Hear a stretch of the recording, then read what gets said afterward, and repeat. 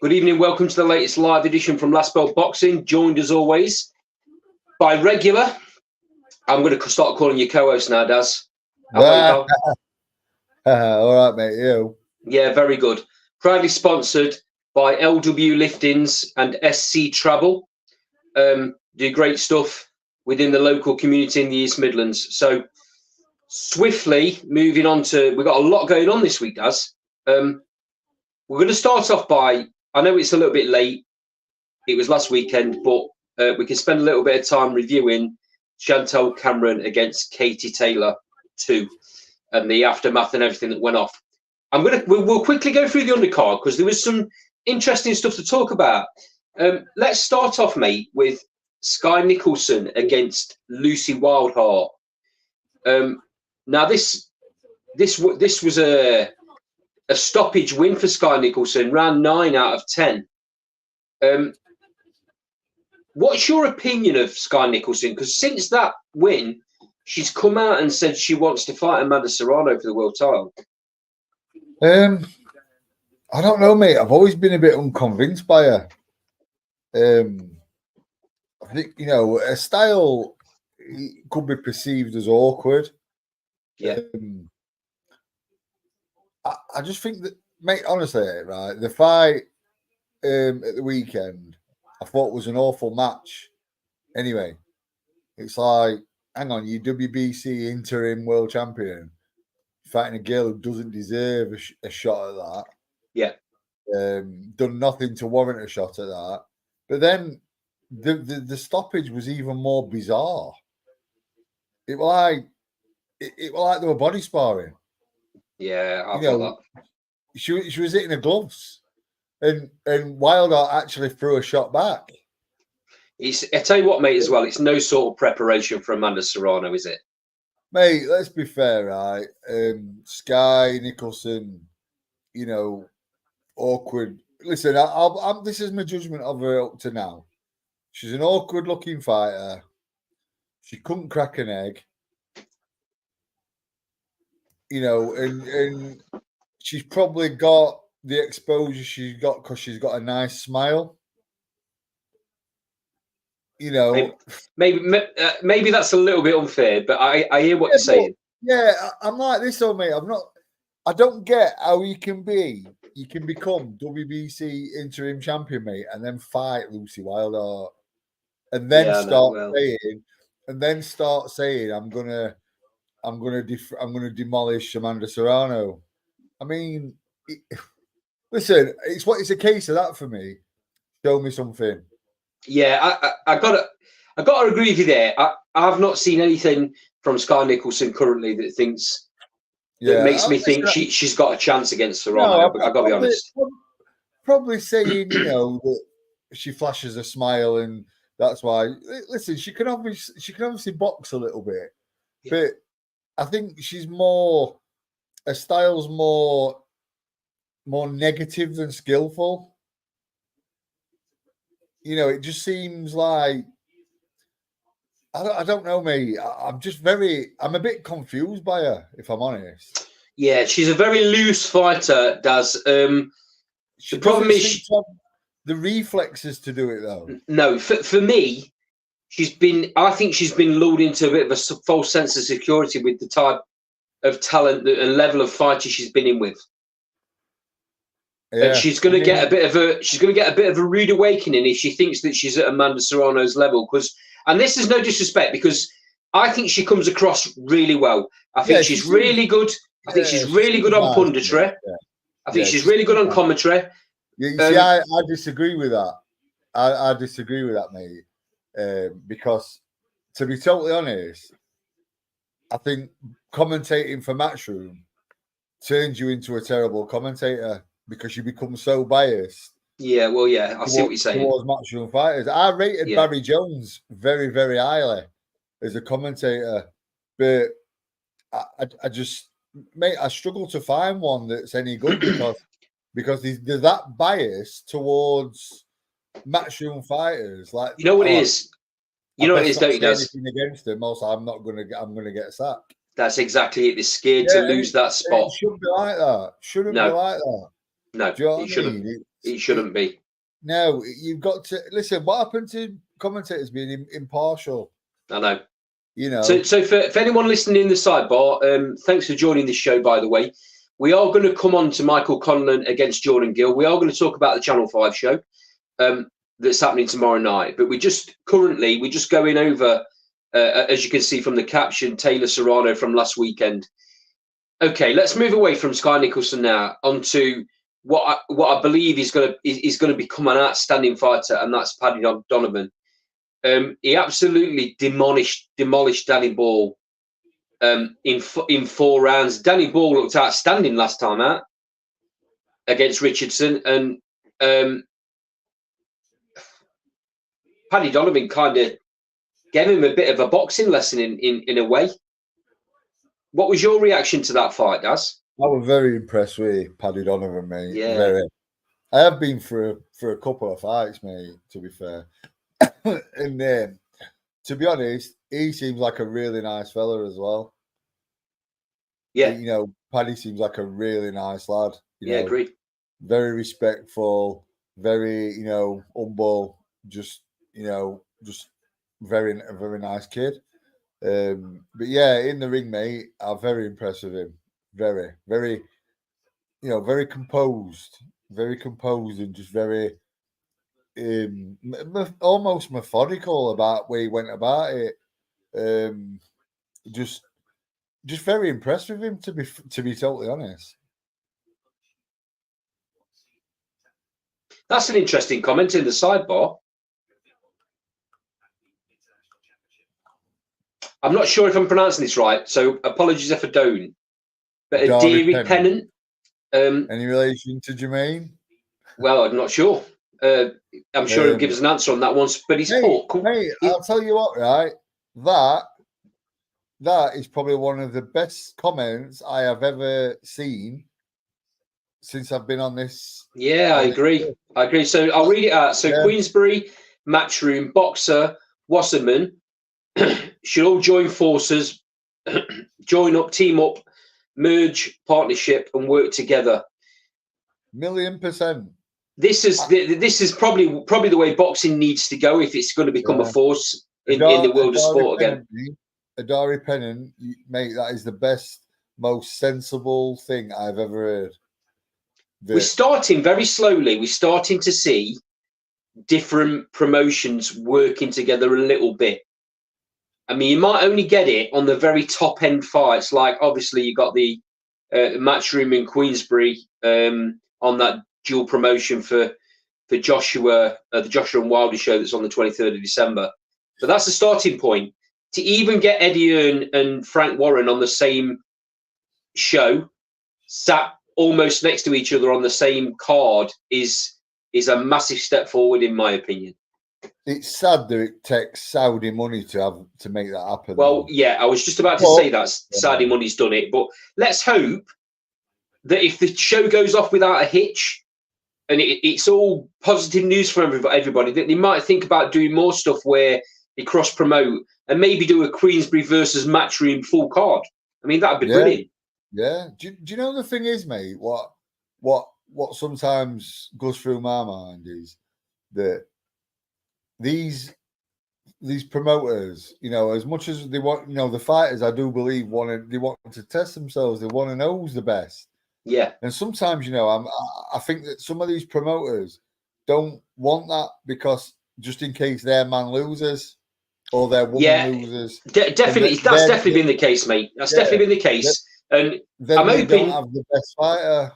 I'm hoping now that we start seeing the end of that and we start getting big fights. But let's see. Let's see how it goes. Okay, moving swiftly on.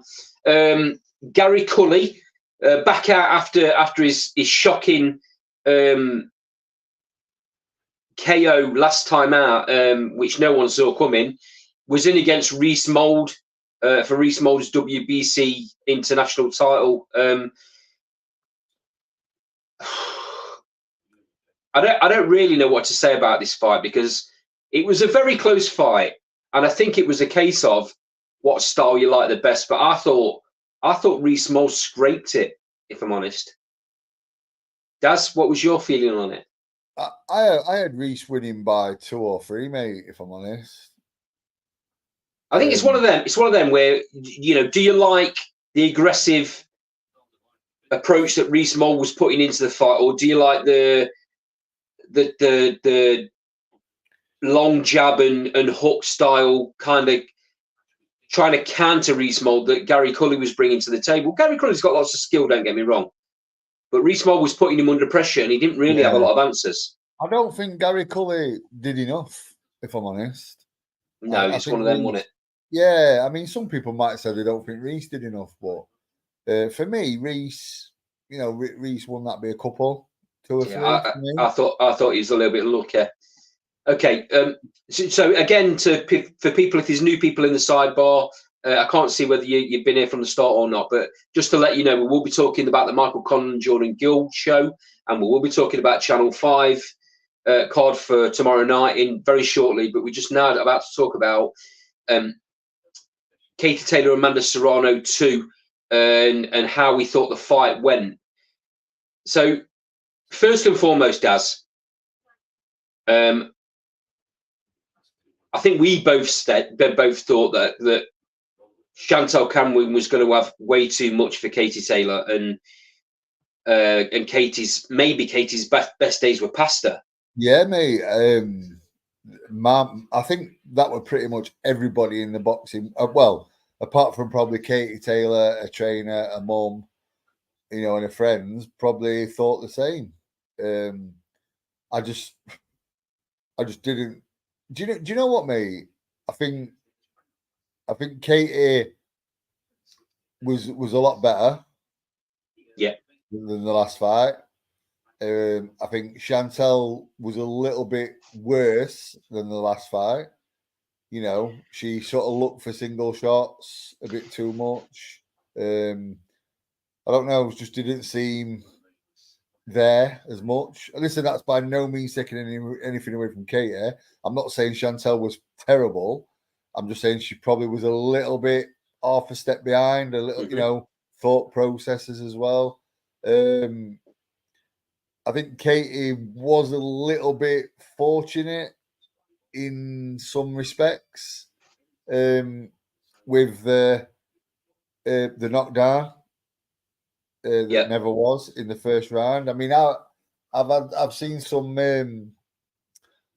boxing, some very well respected boxing people actually say, well, the punch landed on the chest, not the body, the chest.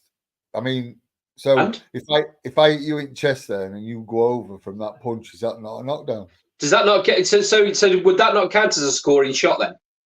Yeah, I mean, I didn't understand it. It baffled me a little bit. I mean, I believe with that knockdown, it would have been a majority draw. Which I had a bet on, and I was a bit peed off that didn't happen. But never mind. I've got to stay objective. But no, I mean, Matt, you're all right. He just put credit to Taylor for the performance. She boxed really well. Poor refereeing with regards to not scoring the knockdown and letting Taylor get away with it. Yeah, I was just going to go to that point. She did get away with, quite a bit of stuff. But listen, let us not take it away from her. It sets up the third one. And, she's probably now in the shout for can't gamble responsibly from Carl. She's probably now in the conversation for the, greatest one of the best women fighters of all time. Well, Matt Nash has just put the right fighter won, and I have to agree. I have to agree. Yeah, so here's my take on it, guys. I actually think that is potentially Katie Taylor's best performance of her career, and I'll tell you for why. She was under immense pressure. I understand what you're saying, mate. I don't understand what you're saying with circumstances and everything, but I put the Serrano one up there, mate. To be fair, no, I don't disagree with that. Yeah. But let me kind of expand on it a little bit and tell you why I'm thinking that. So like I've just said, she was under immense pressure. First time she's lost as a professional, and she goes straight back in to that cauldron again. Now, yeah, you can say she got it all her own way because both fights were in Ireland. Why, Chantel Cameron won the last fight. Why was it not back in England? Why was it not on Chantel Cameron's terms? Completely agree, it should have been. But it wasn't. So there's no two ways about it. Eddie Earn and Matchroom were favouring Katie Taylor over Chantel Cameron for the whole of the build-up in the first fight, the whole of the build-up in the second fight. And I feel a bit for Chantel Cameron. Is where I think Katie Taylor gave her best performance. So she did two things really well for me. The first fight, she was getting beat by a really, really good jab from Chantel Cameron. And in the second fight, she didn't allow Chantel Cameron to land the jab because every time Chantel Cameron went to throw it, Katie Taylor took a step back, half a step at times, and then straight back on it with really fast combinations. Now, during those combinations, Chantel was landing as well, but she was landing single shots, like you've said earlier. Katie Taylor was landing multiple shots, and once she'd landed them, she held. And she kind of, there's that saying, isn't it, Daz? When someone with a lot of experience, old man's a fighter. Yeah. And I think Katie Taylor did that. She old womaned Chantel Cameron in there with the holding. I will also say, mate, how did she not get warnings for using her head? Yeah, I was just going to come to that, mate. Listen, I'll be honest with you. It was a very good performance from Katie. It was totally, a lot better than last time. Yeah. But I wouldn't personally call it her greatest performance, even though under the circumstances it was a very, very, very good one. I wouldn't personally call it her greatest because there was too many factors in her favour. Like, I hear what you said. Yeah. I mean by that is the knockdown wasn't counted. There was a lot of holding. There was Ed. She got away with a lot, and taking that into account, a different referee on a different day, it would have been a different outcome. I mean, all you have to look at it is that the knockdown gets scored, and then at some point in the fight, she gets warned for holding or use of the head and has a point deducted. Chantel Cameron then. I know, mate. Yeah. I know what you're saying, but I don't. But Chantel wouldn't want to rely on that anyway. No, I'm not saying that she would have relied on it, mate. I'm just saying that with a different referee. Yeah. And listen, the referee would have totally been in his rights to issue warnings and maybe even take a point at some point. The knockdown that should have been scored. But what? Listen, end of the day, I come on this show to give me opinion, and if I sat here and didn't mention these things, I won't be, but it's not a Katie Taylor bashing. Listen, the woman is amazing. Do you know what I mean? And she feels absolutely, she seems absolutely bang on as well. As a person, she's set a precedent. It's because of her, pretty much. I think why female boxing is where it is. Absolutely, mate. I said this last week. So listen, if she gets a bit of luck, then yeah, fair play to her. She deserves it, but because she's paid her dues. But my point from performance-wise, I think the Serrano performance was unreal because she was in trouble. She was in trouble. You're right. Absolutely. And she looked shot. She looked shot. Couple of comments in the sidebar. Cole's put he didn't think Katie Taylor had that performance left in the tank. He's put coming back on my comment, Chantel Cameron couldn't shift the tickets that Katie Taylor did, full stop. I hear what he's saying, but Katie Taylor has only fought in Ireland twice now. The rest of her career has been in England and she sells out arenas. So it wouldn't have mattered whether it had been in England or Ireland. That was my point. Matt Nash, if they can't get the third fight at Croke Park in Ireland, I feel it could definitely sell the O2 Arena in England. Would be a sellout. Could it sell out a stadium in England? Ooh. Maybe maybe a smaller stadium. Not, I don't think it does anything like Wembley or like that. Maybe a smaller ground, but then that kind of don't really make any sense. But I think you're right about the O2, Matt. Definitely sells the O2 out, especially if it's got a strong undercard. And then last comment from Carl, or two more comments, sorry. Apologies for me not keeping up with these. So Carl's put, the next one will be at Croke Park. Cameron is not a ticket seller. It doesn't matter, Carl. It only fills the O2 with travelling Irish fans. No, don't agree. Katie Taylor's sold out arenas across the UK for a whole career. I don't understand where you're getting this. It's got to be travelling Irish fans. That don't make any sense. Regarding the referee, have you seen Jamie Moore's footage from the changing room before the fight? Yeah, he has highlighted to the referee Taylor uses a head and holding. I haven't seen that, mate, but that's really interesting because I've seen it. That's crazy. Then I'm a bit surprised that he hasn't come out and complained, but that's not Jamie Moore's style, is it? I've seen that, and Jamie proper highlights it as well. Does it in a nice way? Just says, just watch the use of head and holding, and proper. Listen, I personally think Jamie Moore knew that probably that was going to be Katie's game plan. Do you know what I mean? He probably knew that. So yeah. And he probably thought, well, let's listen. He's a very lenient referee. It was a very, very lenient referee. Chantal Cameron's very good at laying in the jab, fighting on the inside, because she can fight on the inside, but then creating that little bit of space to be able to get her shots off again. And Katie Taylor's not stupid, mate. She knows that, which is why she held as much as she held. And if she's going to be allowed to do it, you can't blame Katie Taylor. If she's going to be allowed to do it, she's going to do it. She's going to do it. Do you know what I noticed? What stood out to me after the fight? It was like, well, was the only Katie Taylor in that ring?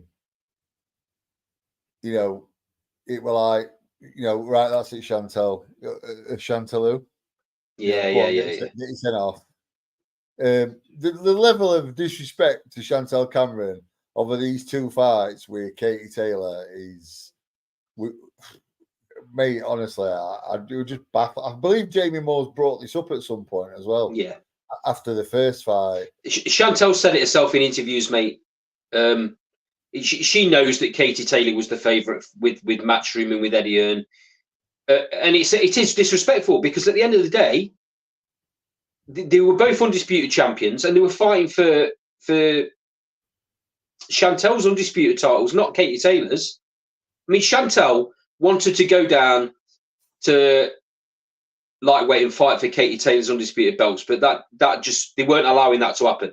Yeah. Because they were worried, obviously, that destroys Katie Taylor's legacy in a way.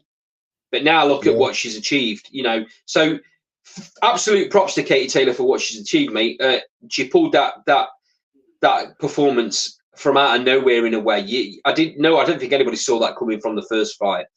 Let's hope we get the trilogy because it's very intriguing because now it's up to Chantal Cameron to go away and come up with a game plan to negate what Katie Taylor did in the second fight. I think it's really interesting. It's got to happen. Yeah. Let's just hope that Croke Park come up because they're the stumbling block. The two girls want it for whatever reason. I don't know what it is, but Croke Park aren't allowing that fight to happen there, and they haven't done. It sets up a third fight. Oh, with that shadow of doubt. The thing is, mate, the mad thing is, I'd still make Chantal a favourite going into a third fight. Yeah, me as well. Because now there's a lot of emphasis on what Katie's got away with in the fight. There's going to be a lot more, a lot more eyes on it. So I mean, I do think the referee was very, very lenient Very Yeah, lenient. I agree. Far too lenient to the point where I think he spoiled the fight a little bit. He did in a way, because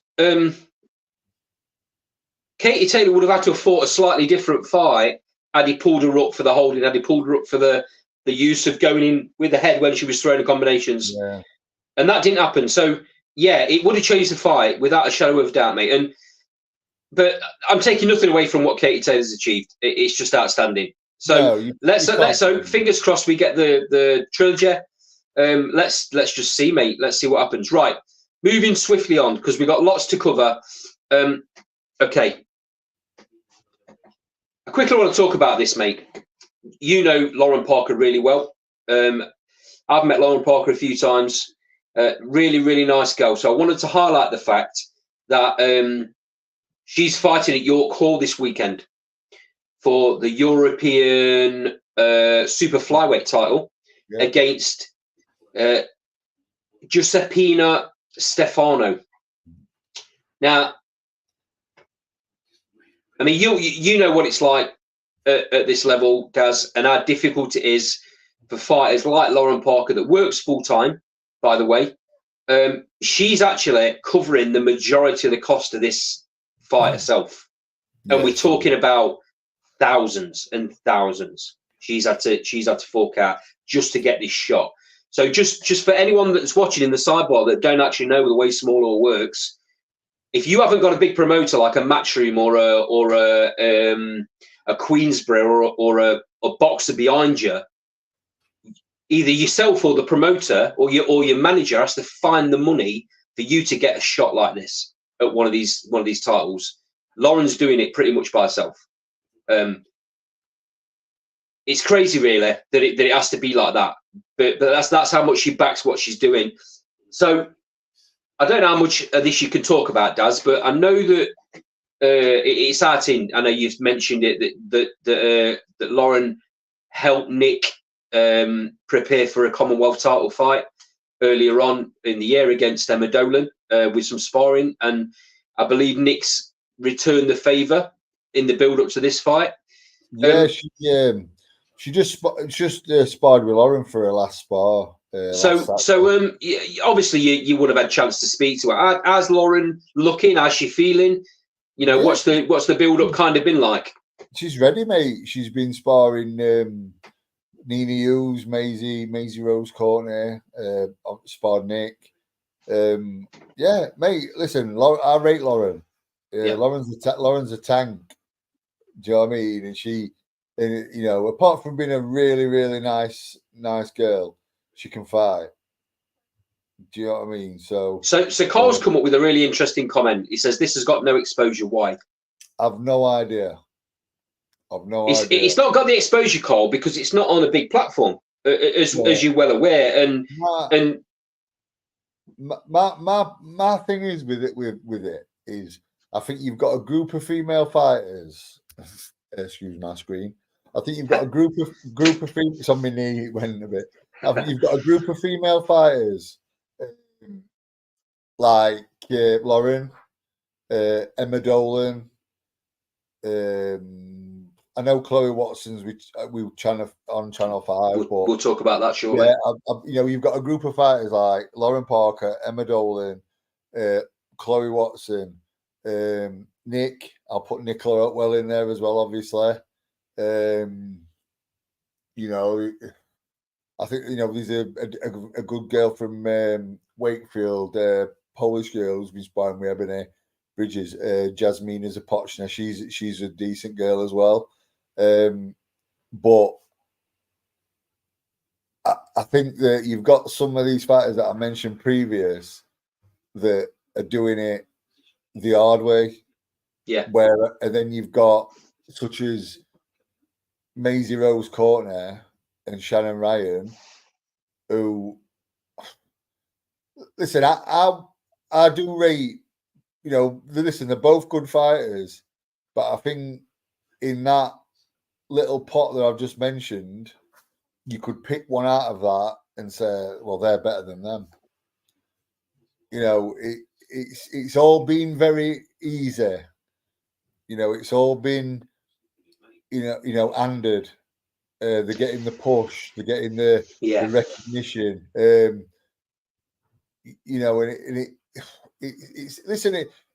it must be hard. Must be hard. And do you know what, mate? I take me hat off that these girls like Lauren, what she's done to make this fight happen. Absolutely, mate.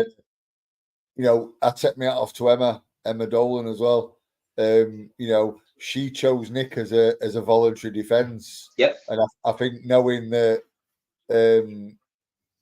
if she got the win over Nick, which she did, it would push her on. So massive respect to Emma for that. And I do think that Emma, she's probably a bit underrated, as is Lauren, a bit under radar. Don't get the respect that they deserve. That's the world of small or boxing, though, isn't it, mate? Yeah, they've got a core of fans that know who they are, and then the wider kind of general boxing public won't know who they are, never seen them fight, and it'll only be when they land on a big show, like for example, off of the back of the Emma Dolan Nick Oatwell Commonwealth title fight. Emma Dolan's now getting a fight against Shannon Ryan, which I'm assuming will land on DAZN and Matchroom. But it's not only for it's not only for the Commonwealth title. It's also going to be for a new British title. Yeah. And then you can and the winner of that could very easily fight Lauren Parker if she comes through the European title fight. And so they should. Yeah, it makes a massive. It's a brilliant story for a couple of fighters in Emma Dolan and Lauren Parker that have come through the real tough fights. Yeah. Been on these small old shows in front of a couple of 100 people at times. Yeah, and listen, they've had the things as well. I mean, Nick obviously lost to Emma, but it was a massive learning fight. Yeah, dead right, mate. And I'll tell you what, mate, she's come back. She's coming back better, 100% better. From what I've seen in Jimmy, it's made her. It's a blessing. Obviously, I've dropped her down to flyweight. Which I also discussed that with Carl and Emma after their fight. I said that's what I was going to do. I was going to put to her. But it's like, I mean, listen, I can say it on air. We've had some interest towards Nick, Maisie Rose, about matching Nick with Maisie Rose. Right. Listen, happily put Nick in with Maisie Rose.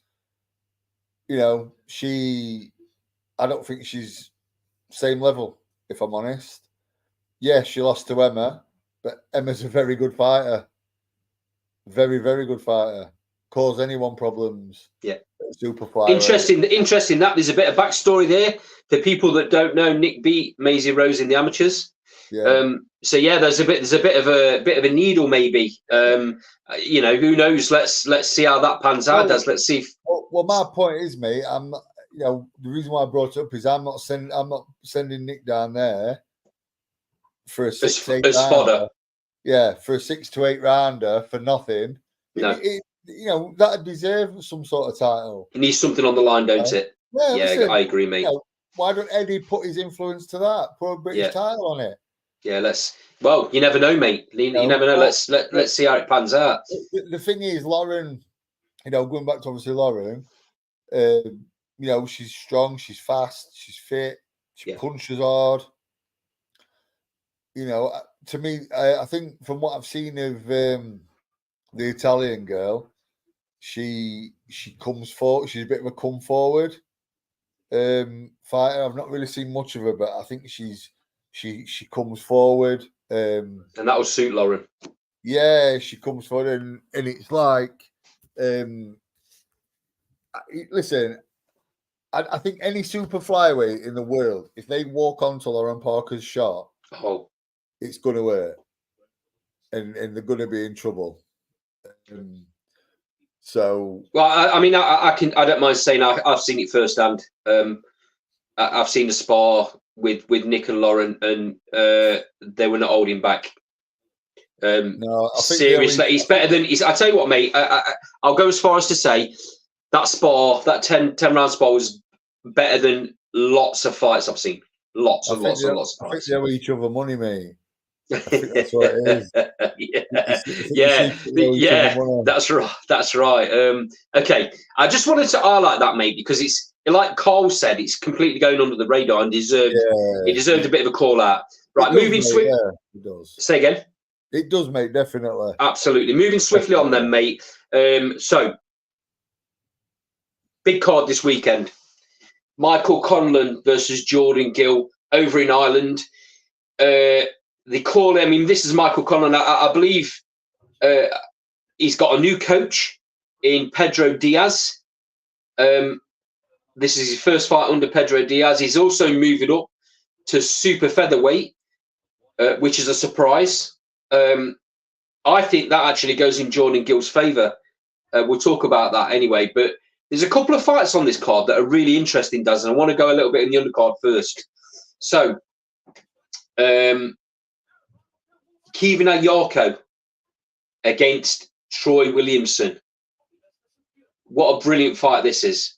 Super welterweight. Obviously, Ayarko is 13-0. Troy Williamson has only lost once, I think.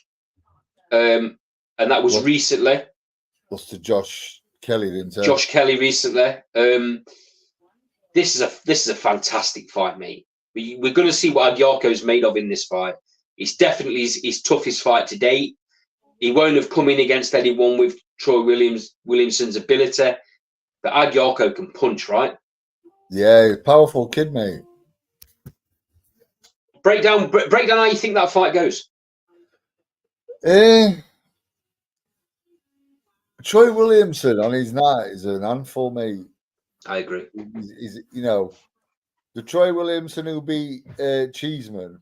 He's gonna, is a real handful. But I like Ayarko, mate. I'm, very impressed by him. I think this could be Ayarko's coming out party, mate. Maybe, yeah. I think this could be where he announces himself big time. Maybe, mate. Yeah, maybe. He needs. I rate him. I do rate him. Am I right in thinking that he's now based at the Rotunda? Oh, Ayarko. Yeah. I'm not sure, mate. To be I think he is. I think he is. It seems like every fighter and their dad are based at Rotunda at the minute. Yeah, it seems that's the gym that everyone's kind of going towards at the minute. Yeah. It kind of goes. It goes in waves, don't it? And that gym and everything that surrounds it. I mean, I've been to the Rotunda with Carl. We did some interviews up there, and it is a special gym with special atmosphere. They've had lots of champions, amateur and pro. There's been a lot of people go through that gym. I'm sure that I might be wrong, but I'm sure that's where he is. And yeah. I think you're right, mate. This puts Ayarko's name right up there if he beats Williamson, especially if he does it in style. So SWS Boxing, good evening, by the way. Thanks for joining us. He's put Jordan Gill for the upset. TKO ran 9-10. Big shout. We will come on to Jordan Gill and Michael Conlan very shortly. Moving swiftly on, Daz, to what is a really good fight. And that's Tyrone McKenna against Lewis Crocker. Yeah, I'm looking forward to that. This was actually the original headliner for this show. I don't know if you know.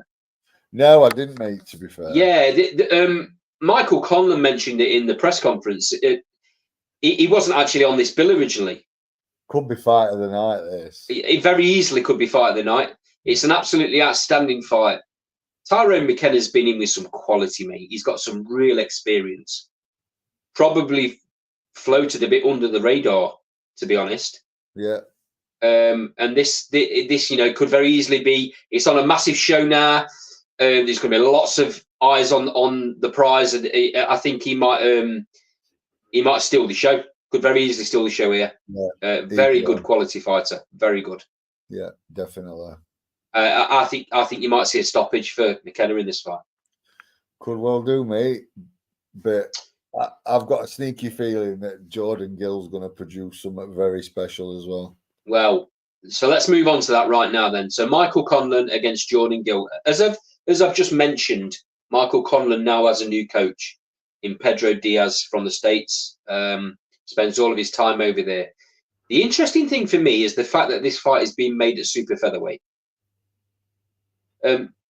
Michael Conlan turned over as a super bantamweight, didn't he? Yeah, believe so. I'm not sure this is going to suit him and his style one little bit. No, mate. If he likes to get into a war, doesn't he? Yeah, and you don't need to because he's a brilliant boxer. Yeah, he gets into a war, mate, with Jordan Gill, and he could be in serious trouble because Jordan Gill can bang. Jordan Gill, we had I'm sure he won't mind me saying it. We had a conversation with Jordan Gill up in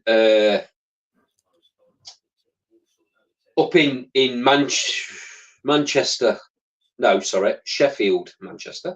Up in Sheffield. Yeah. Night before the Lee Wood fight, obviously there was the Nick Emma Dolan fight, and for GBM, and he come to the show, and we've interviewed him a number of times before, and he spotted us and came over, and we had a chat, and this fight hadn't actually been announced at that point, but it was going to be the next day at the DAZN show, and he mentioned it to us, and he was very confident about his chances in the fight. He was really looking forward to it, and Carl's put in the sidebar, this is a career-defining fight for both fighters. Completely, 100% agree. What do either fighter do if they lose? Is the answer? I think it's more of a hard road back for Conlan if he loses. I mean, the thing is, he had such a good amateur pedigree, and everyone touted him for massive things and world championships, and as he fell a little bit short. I mean, the thing is, it's difficult, isn't it? Because he was in the fight of the year against Lee Wood, winning the fight on the cards, by the way, when he got knocked out, and then he goes in last time out with a massive puncher, decides to stand with him in trade, which was crazy decision to do that. I don't understand why he did it. I think there's something seriously lacking in Conlan's tactical department. Well, let's see what this new trainer brings, mate, because that's not his style. I don't understand it. He can punch, clearly. You know, he knocked Lee Wood into orbit in that first round, and only because of Lee Wood's spirit and grit and determination and heart that he come through that fight. Most fighters would not have got off that canvas in that first round. Yeah, Lee didn't see the punch coming. It was not cold, mate. But he did come back into it, and I don't understand why Michael Conlan feels the need to stand and trade with people when he's got the skill he's got. Yeah, it's a baffling one, mate. To be fair, yeah, it don't make a lot of sense to me. I don't understand it, but he will do that in this fight because he's a very emotional fighter. And fighting in Ireland is going to create that emotion, and he will because the crowd will go for it, and especially if Jordan catches him. If Jordan Gill catches him, Michael will stand and trade, and then that falls into Jordan Gill's fight plan, in my opinion. Yeah, definitely. I'm not quite sure who's in Jordan Gill's. Who changed Jordan Gill now?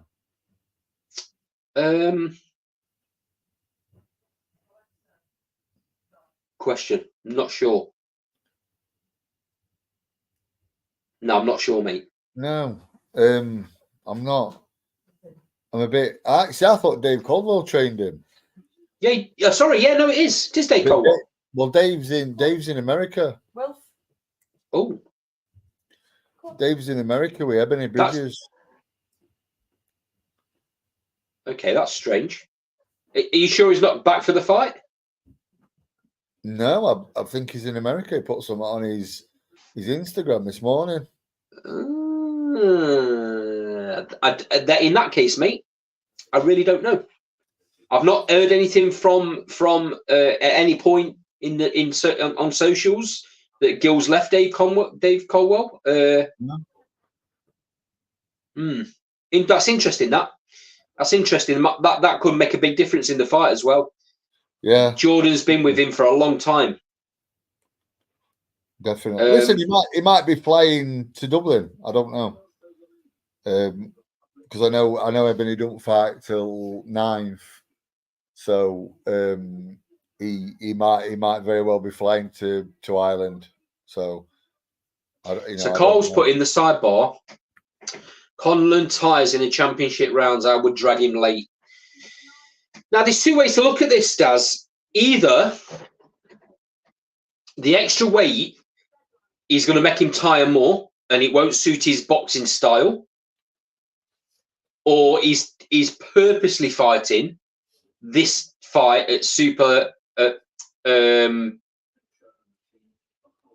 feather because he wants to stand and trade and he thinks that he's got enough power to stop Jordan Gill.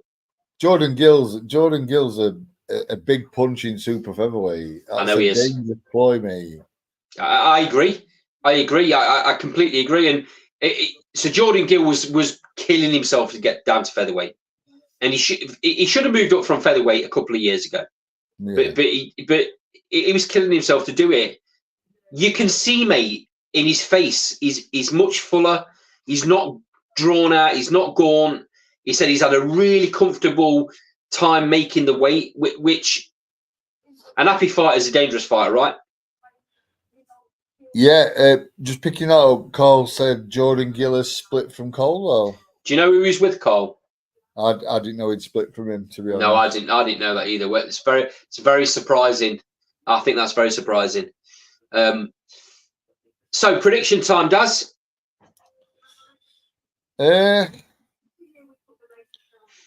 I'm going to go Jordan Gill.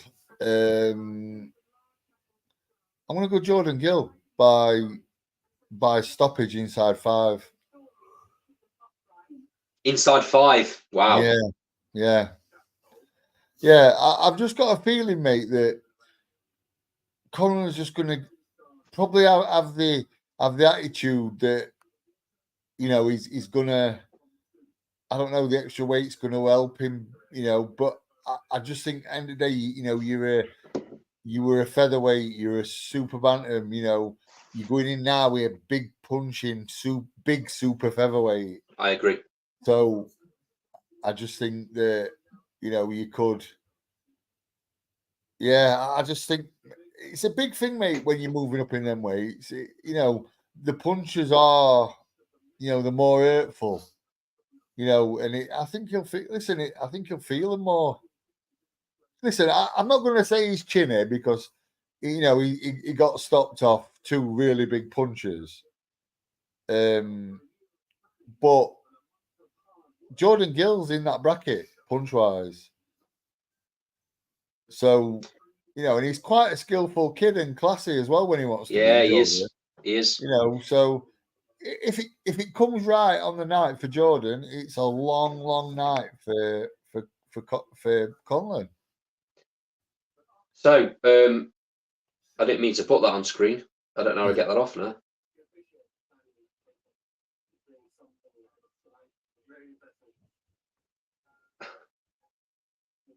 One second, sorry. You see, thing with Conlan is I know people say, yeah, Conlan's world class and stuff like that. Gill's European level at best. Conlan's fell short at world level. Yeah, so Matt, so the full comment from Matt Nash does Conlan to win for me, stoppage between 8 and 10. Gill, well classy, is European level for me. He was getting beat by Gurphy until he found that amazing punch. He was, to be fair. But let's have it right. He bust his eardrum in that fight. Yeah. So he got no balance, no coordination, and still come through the fight, which tells you a lot about his character as a fighter. Yeah. Well, mate, when you bust your eardrum, mate, last thing you want to be doing is getting clouted right head off someone. That's right. That's right, mate. Listen, end of the day with Michael Conlan, mate, a big thing with being a world level fighter is not just what you can do in ring or what you've done as an amateur. It's whether you can follow a plan. Yeah. And I just don't think Conlan can follow a plan. I don't think he can stay switched on and follow a plan. Listen, I had the same conversation with you guys about Lee Wood. If you remember, I said I don't think he can stay disciplined for 12 for 3 minutes of 12 every round against Lara, and he did. And, you know, I just so he might be able to, but I do think that Gill is a very good, very skillful boxer, very skillful technician. So it's not just a case of Conlan's going to have Gill with his hands up, charging forward in straight lines. So, Carl, a couple of comments. Carl in the sidebar has put Conlan points for me. I think he boxes Gill's head off. I think that's a bit harsh on Jordan Gill, to be honest. I can't see him doing that, mate. I can't. So Matt Nash has put Conlan has more experience at a higher level for me. Yeah, probably does. In fact, he does. Yeah, not probably, he does. But it's the fact that he gets drawn in, and you get drawn in against Gill. You know, and you get caught. It could be night over. Dear, it's all right for these two pointing the finger in the sidebar, isn't it? Matt Nash, Andy's found some new technology. YTS producer from Carl. Yeah, great stuff. Come and join us on screen, lads. Brilliant. SWS boxing Gill round 9 or 12. Yeah, so I'm torn here. I'm torn here because it all depends for me on what Jordan Gill's got left. He's been in some real tough fights. And you never know what that takes out of a fighter. The split is a new thing, and I didn't know about that, and that concerns me a little bit. I'd be more concerned though, Andy, if he was still with Dave and Dave just chose not to go. Yeah. Good point. So You know, the fact that he's split and he's with a new trainer, you know, I wouldn't be as worried. So if this was at featherweight, I would pick Michael Conlan over Jordan Gill.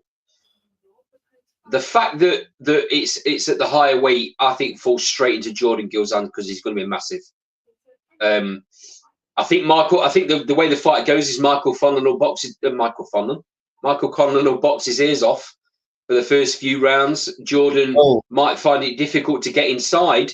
But I think the more the fight goes on, the more it leans into Gill's favour, and I think it might end up being a real war. Yeah. Well, you see, Carl's put, I hope Gill wins, don't get me wrong, great lad, etc. But boxing is about levels, and I just think Conlan is levels above. You see, I don't agree with that. I don't think he is levels above. You know, he's a good fighter, but I don't think you can put Jordan Gill here and Conlan's out of reach, not for 1 minute. I don't know. I agree. I don't think he's out of reach. I think Michael Conlan is a very, very, very skillful, classy fighter. He is, mate. He's a very good fighter. But Jordan Gill is a very skillful fighter as well.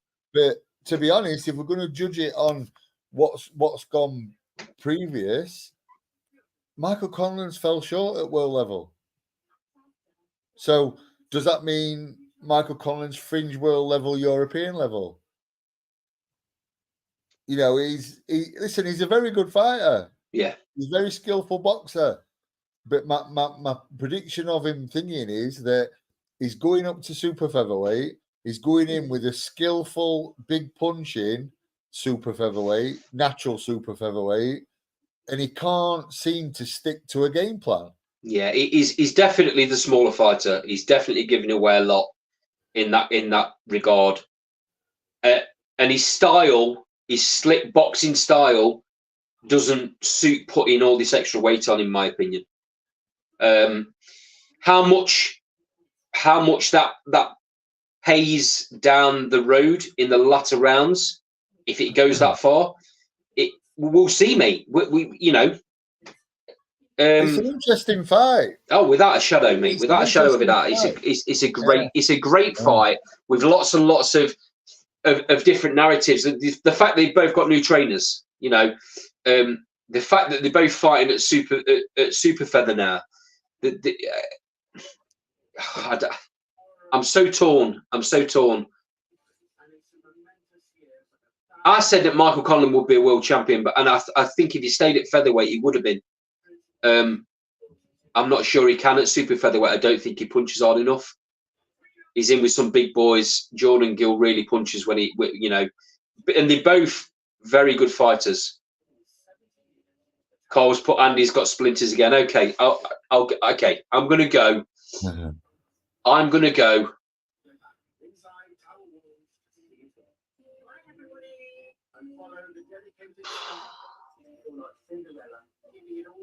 I'm gonna go Jordan Gill, late stoppage. If it goes to points, mate, I don't think Jordan Gill will get the nod. It'll be one of them. I'm going to go Jordan Gill late stoppage. I think it'll be an absolute war, and I think Michael Conlan will get dragged into Jordan's fight. There you go. That's my opinion. Okay. Swiftly moving on to tomorrow night, Channel 5 have got a card up in Bolton, and the headliner of that card is Chloe Watson fighting for the flyweight European EBU European title. Before we talk about that fight, we're going to talk about Nathan Gorman's back out again, fighting. I can't even pronounce that. Bogdan. We'll just call him Bogdan under. Bogdan Myronets, I think it's pronounced, or something along them lines. I don't understand Nathan Gorman. He's a fighter that had lots and lots and lots of potential, and in my opinion hasn't fulfilled it one little bit. He don't seem to like it when the chips are down. I don't want to say he quits because that's unfair, but he don't like it when the chips are down. He doesn't dig in enough for me. He doesn't look in great shape, mate. He's 19-2, his record, so he's a very experienced fighter now. This Bogdan is only 7-1, and this will be one of them fights where Nathan Gorman looks really good, and everyone will be talking about him again. And that happened a couple of fights back on a Channel 5 show. He looked really good, got a really good result, knockout, and then he goes in for the British title fight against Wardley and got kind of dealt with in quite easy fashion. I scratched my head with Gorman. I got to be honest. He's such a nice lad as well. But I scratched my head with him. I don't understand it. I don't understand. Is his heart in it? Because Cole said it on a number of occasions. A motivated Nathan Gorman is a dangerous fighter. Well, he shouldn't be motivated all the time. Why has it got to be? I think he's had. Listen, I can only talk from the Daniel Dubois fight. He did some sparring with a fighter I was helping to train, and on the week of the Dubois fight, I believe his little baby got taken ill, his newborn baby. So we had some things that went off. But I can only talk for for that. I think he spent a week or he spent weeks in in a bed at the side of side of his little one. Right. So that's but yeah, I mean, I get what you're saying. You've got to be motivated. You've got to be motivated. Why not cancel the fight, mate? If you're going through Yeah, that. yeah, I get what you're saying, mate. So it's listen, you've got to be motivated. You can't go in there unmotivated because dangerous things can happen. But yeah, I agree with you, mate. If you can't get motivated to get in that ring, then yeah, you just need to. I don't know. You need to pack it in, I think. Yeah. So a couple of comments to the sidebar. SWS Boxing. Gorman will win round 3. Then people will hype him up again, and then he'll get beat by Solomon Dackers. I don't know about that. Solomon Dackers looked terrible last time out. Terrible. He needs to work. He needs to work on a number of things before he becomes anywhere near British level, in my opinion.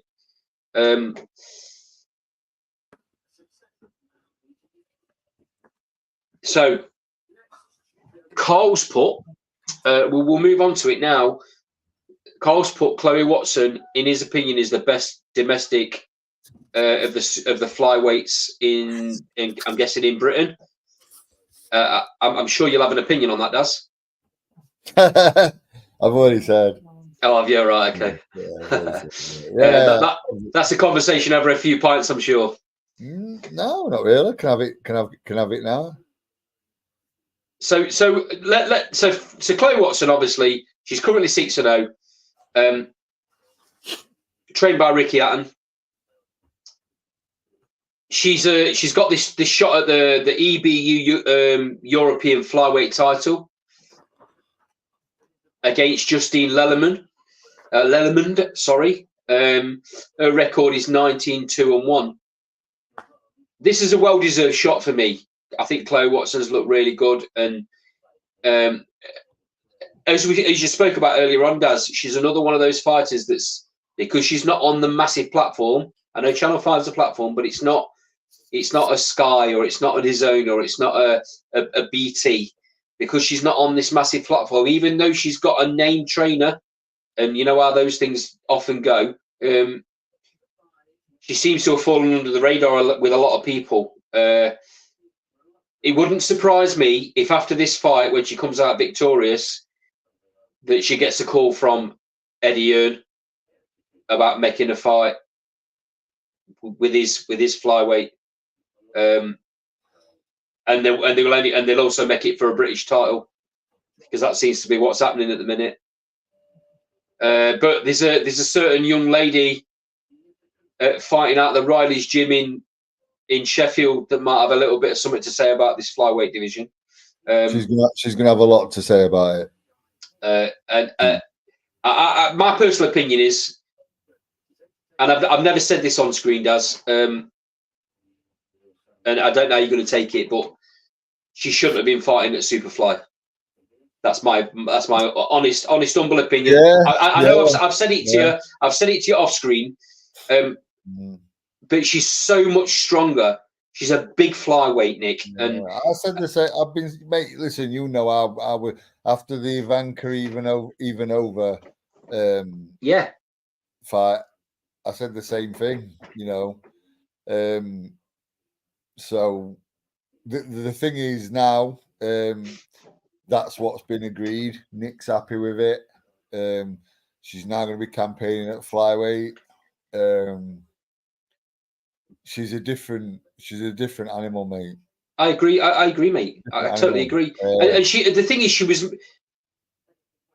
walking around. She was walking around at Superfly. She didn't have to make weight. She weren't even walking around at Superfly, mate. Was she having to put weight on to make it? She ate 3 meals on the day of the weigh-in for Emma Dolan fight, and still weighed in a kilo under. Right. Okay. Well, that tells you probably everything you need to know, then, really, don't it? So, listen, it's all about flyweight. It's all about flyweight. I completely understand. Don't get me wrong, mate. It's not a dig. It's not a dig from me to you or the team. I completely understand why you took the fight against Emma Dolan. Why wouldn't you? It's no detriment to Emma either. No. You know, it's no detriment to Emma. You know, Nick and Emma are actually going to be sparring. Right. Okay. They're actually going to be sparring next week. You know, it's all good. You know, listen, it's all respect. Nick's now campaigning as a flyweight, and she's a different fighter. Listen, we've gone back to the gym and we've worked on some things. Yeah. And then things are starting to show. You know, it was a big learning curve for me as well. And listen, I can't sit here and say Nick's gonna be Chloe Watson, Nick's gonna do this, Nick's gonna that, right? Because Nick's got to earn her place now after what happened. Yeah. Nick's got to earn that. I rate Chloe Watson. You know, she's a good fighter. But I don't think there's any flyweight in the country or Europe beats Nicola Oatwell. No chance. I just don't think any from what I've seen, there's no flyweight beats her. And if they do, I'll be the first one to hold my hands up and give them 100%. I know you will, mate. I know you will. And you're always dead honest about things like that. So, okay, let's just going back to the fight then. Going back to Chloe Watson against Justine Lellerman. Break down kind of how you think the fight pans out for me, Daz. She looks a little bit taller than Chloe. Chloe seems to have adopted that bit of a Ricky Hatton style. You know, that sort of style of fighting. And so that's what makes me a little bit dubious if she goes in front of a fighter who's got a good jab and good movement. I'll admit, I've not overly seen the girl she's fighting. She's fought some girls that have, you know, most of the other girls in the country have fought. Claudia Ference, Ivanka Ivanova. I think she fought Martina Benil. I don't know, mate. I've not really seen her, so she could probably make it a little bit tricky. You know, I've watched a couple of Chloe's fights recently, and there was one where I'm not sure an Argentinian girl. You know, she didn't have it all her own way. It was a very close fight. But I will say that fight was dropped from a 6-rounder to a 4-rounder. Makes a massive difference, don't it? Last minute as well. Listen, I rate Chloe. I hope she wins, and you know, she probably will. Probably do enough, probably for a points decision. You know, and I wish her all best. Can I just pick this comment up? That's my free pass to Riley's gym gone. Yeah, you know me better than that, mate. You know me better than that. That's it, Cole. You're banned. Yeah, you know me better than that. Listen, everyone's entitled to an opinion. But... So, SWS Boxing has asked when Nick's next fight is, Daz. I'm hoping February next year. So not too long. I'm hoping in February, get a one in February. Then maybe another one June for some sort of title. I believe the Commonwealth flyweight title's vacant. Is it? Yeah, I believe so. I'm not 100% sure. So maybe for that. And then, you know, then that's what I'd say has got her into a position to say, right, listen, I've got this title. Chloe, you've got European title. Let's do it. Or let's, you know, let's say Maisie Rose. You know, let's go Maisie Rose for a British title and Nick's Commonwealth or whatever it is. You know, but yes, listen, she's got to earn it. She's got to earn that. And you know, she will. She's more hungrier than ever, and that takes some doing, believe me.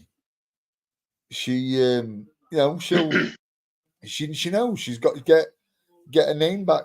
Listen, people already are talking still. So you know, let's see. Let her get a fight in February, hopefully, and June, July time, and then let's see what happens. I'll say this, mate. I think both Nick and Emma Dolan came out of that Commonwealth title fight, both of them with tremendous credit. It was a cracker, and I don't think either of them lost the way. I don't think either of them had to drop down a pecking order at all. I think it was a brilliant fight.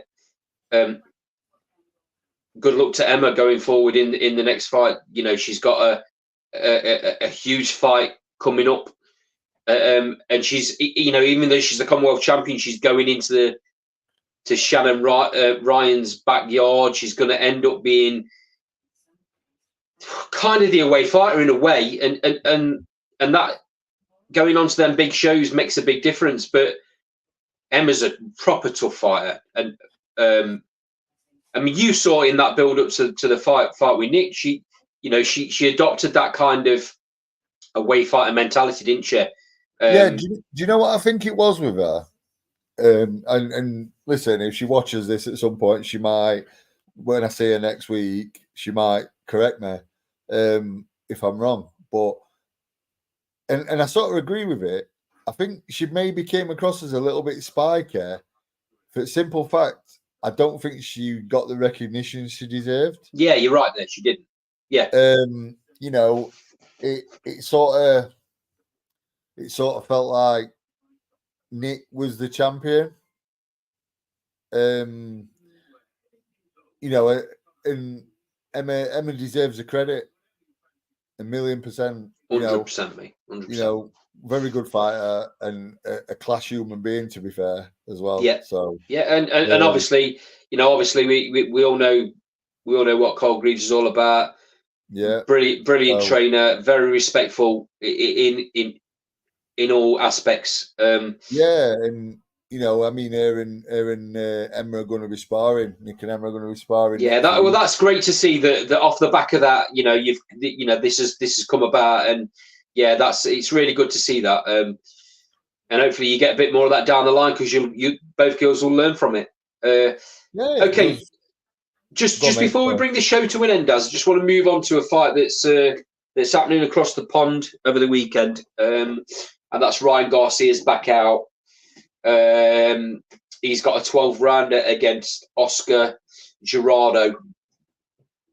You're getting all the usual flack and hot air that comes along with Ryan Garcia. He was humbled a little bit, wasn't he? Yeah. Do you think he changes what he does? Does he change his style or anything? Does he? He still seems to have that brash kind of mentality, and maybe that's built within him. I think he does what he's always done. You know, he might try and refine himself a little bit. You know, be a bit more, because I think he was a bit left up happy. You know, one bit. Yeah. He's a talented kid as well. Yeah, without a doubt. Yeah. So, you know, he just needs, I think, to. I just hope that, boxing point of view, he sort of looks and thinks, right, what do I need to do? So,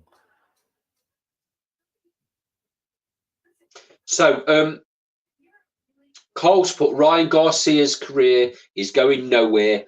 Poor management, in my view. Yeah.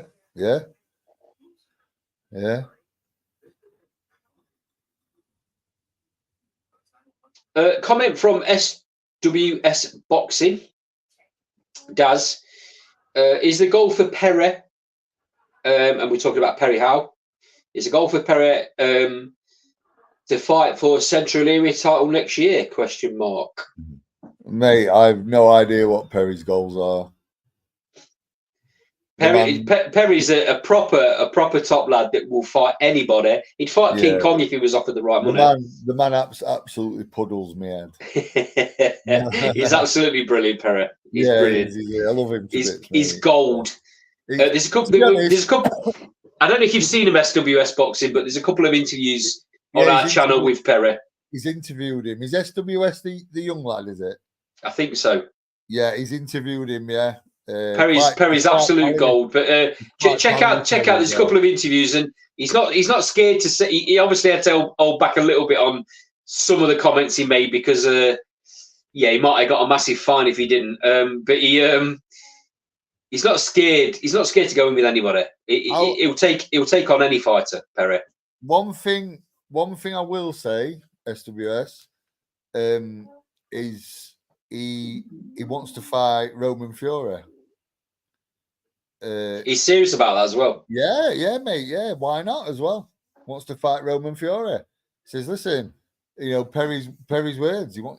Listen, and the lad will fight anybody. He will fight, and he's doing, because some of these cruiserweights don't want to fight each other. Perry's like, well, I'll fight them then. Yeah. You know what I like about Perry does is he knows where he sits in the boxing world. He's not deluded. He knows he's not going to become a world champion, but he also knows that he gives anybody a fight, and he also knows that some of these up and coming fighters, that he knows that he's going to ask a lot of questions. It's going to do one or two things. It's either going to break him as a fighter, or it's going to give him a lot of experience going forward. Yeah, he went in with a kid a few weeks ago called Trey Dubre. I've never seen a more impressive physical specimen in boxing in my life.